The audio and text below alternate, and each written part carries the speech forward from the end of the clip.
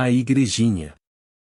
Em uma enorme propriedade, mais exatamente uma fazenda no interior de São Paulo, vivia um coronel, muito conhecido pelas suas atrocidades aplicadas aos seus escravos, riquíssimo, de muitas posses. Este coronel era casado e tinha duas filhas lindas, uma de 15 anos e a outra de 17 anos, seu xodó, sua riqueza em forma de vida. Sua esposa bem moça ainda, com seus 38 anos vivia nesta fazenda, mas ninguém a via já há muito tempo. O coronel com seus 80 anos de idade, aquela época de casamentos arranjados. O que se dizia na região é que ele havia transformado sua esposa em uma espécie de zumbi, não saía do quarto para nada, não poderia ser tocada pelos raios do sol, ou muito menos pela brisa da noite que perderia todo o seu encanto. Seus escravos nem ousavam em perguntar por onde andava a sinhazinha, sua empregada particular teria perdido a língua, foi arrancada pelo coronel, para que não desse informação nenhuma sobre a família. A empregada da sinhazinha a viu nascer. Então fazia parte da família, conhecia a todos como se fossem suas filhas e netas.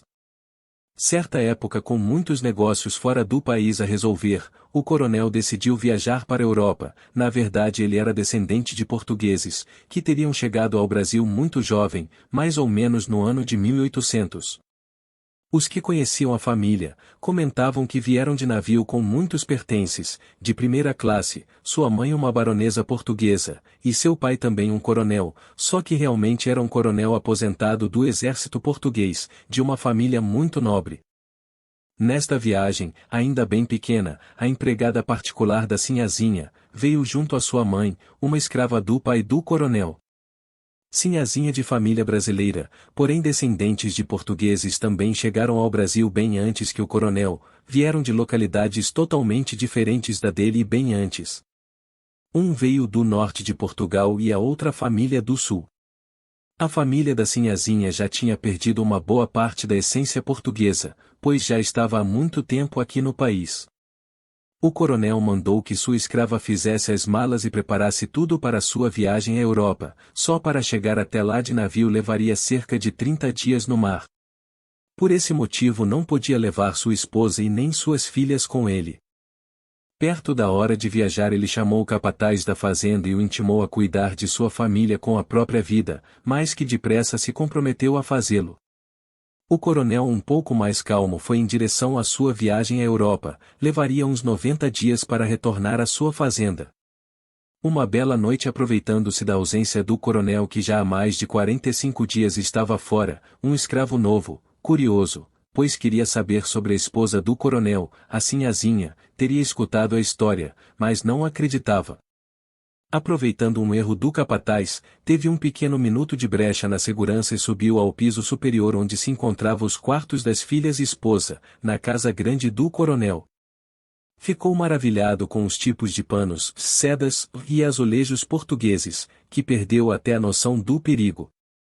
Sua mãe, preocupada, começou a chamá-lo. Nesta hora ele teria conseguido chegar ao quarto da sinhazinha. Ela estava de pé muito bem vestida, mas seu rosto, mãos e pés cobertos por panos, como se fossem enfaixados.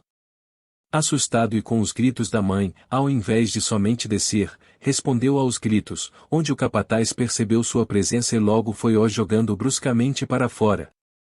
Sua mãe pediu encarecidamente que não fosse contado ao coronel quando da sua volta, pois ele seria massacrado. Perguntara ao capataz se seria justo um garoto de 15 anos, inocente, ser colocado no pau de arara. O menino, muito assustado, comentou com sua mãe, que teria visto a sinhazinha e ela estava toda coberta por faixas.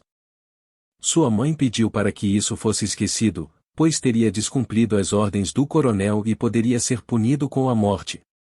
Sabe como é criança, conversa aqui, conversa ali, solta este assunto próximo a uma outra filha de escravos, uma criança que frequentava a casa grande, pois sua mãe era cozinheira. Passados os 90 dias, o coronel retornou, mais rico ainda e mais cruel ainda. Sentindo a falta de casa e da comida a qual já estava bem habituado, pediu que sua cozinheira fizesse sua comida especial, juntamente com uma enorme taça de vinho, sentado à mesa à luz de velas. A criança, como vivia dentro da casa grande, passou e sussurrou junto a outras crianças que a sinhazinha ficava toda enrolada de faixas, pois tinha lepra, era uma mulher muito jovem, mas leprosa. O coronel escutou aquilo e ficou doido. Como que ela sabe as vestimentas de minha esposa? Quem deu ordem para que ela fosse até o quarto espiar? Mandou chamar o capataz, que veio muito assustado responder ao seu chefe todos os questionamentos bravios. De cabeça baixa e muito assustando, o capataz vem de frente com o coronel e não teve outra alternativa a não ser contar o acontecido. O coronel, como não era de perder muito tempo, ou deixar as coisas para o outro dia, mandou que fosse amarrado no pau de arar o menino, que no amanhecer teria seu castigo merecido. Por sua vez, a mãe do garoto clamou muito pelo seu filho, dizendo ao coronel que era somente uma criança e não teria feito por mal. O pai do garoto esbravejava do lado de fora, mas não poderia entrar, pois era proibido de ir à casa grande e só poderia ficar na senzala. Ao amanhecer, o garoto levou uma surra tão grande juntamente com o capataz que não conseguiu se recuperar dos ferimentos e veio a morrer na tarde seguinte. O coronel, após saber da morte do garoto, mandou executar o capataz, que também estava em uma situação precária. Passados alguns dias, a mãe do garoto não suportou a tristeza de ver seu filho ser morto no pau de arara e se suicidou. O pai nada podia fazer, estava preso, acorrentado na senzala. Ele só pedia por vingança e perguntava a todo momento por onde andava Deus. Uma noite muito escura, passava da meia-noite, mais exatamente beirando as 3 horas da manhã, uma luz vem pela porta lateral em silêncio, imperceptível, e ao se aproximar tomou a aparência de um homem vivido, grande e de muita experiência no ramo. Ao chegar perto do escravo, preso por correntes e sem ter como sair, disse: "Eu tenho como resolver seu problema de vingança. Eu solto você, mas quero as filhas do coronel para mim, mortas. Se você fizer isto por mim, te libero destas correntes, te dou dinheiro e te mostro o caminho da salvação." Nesta região já teriam ouvido falar de um homem que rondava a fazenda nas noites mais escuras à procura de pessoas que queriam trabalhar para ele. Prometia liberdade, mas a liberdade não era total, pois pagavam com suas almas em troca. Tomado pela raiva, o escravo aceitou de primeira e selou seu destino com sangue. Rapidamente as correntes se quebraram, e ele partiu pela mata com a intenção de retornar e cumprir sua promessa. O coronel dobrou sua segurança e contratou homens para procurá-lo. Tudo em vão, por mais de 7 meses nem notícias do escravo. Os acontecimentos já estavam começando a passar despercebidos, quando de repente chega uma noite de lua cheia, aquele mesmo homem grande, bem vestido, apareceu novamente, rodeando as fazendas, só que com um outro o acompanhando, seu seguidor.